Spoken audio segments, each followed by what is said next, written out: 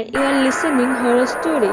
পেছনের দরজাটা সবসময় সামনের দরজাটাই আমরা বন্ধ করি, কিন্তু জানো কি, বিপদ অনেক সময় আসে সেই দরজাটা দিয়ে যেটার দিকে আমরা তাকাই না, পেছনের দরজা।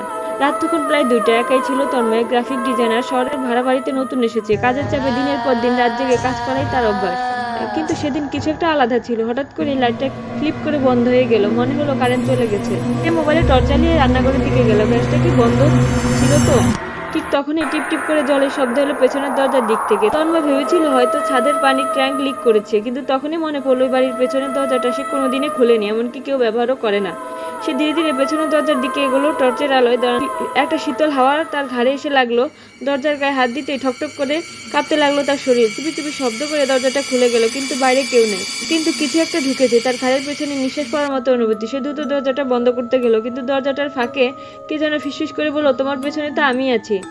তন্ময় দৌড়ে দরজা বন্ধ করলো, কিন্তু সে যা দেখলো তার জন্য প্রস্তুত ছিল না। ঘরের সব জানালা একে একে খুলে যাচ্ছে নিচ থেকে। দেয়ালে ঝোলানো ঘড়িটার কাঁটা ঘুরছে উল্টো দিকে।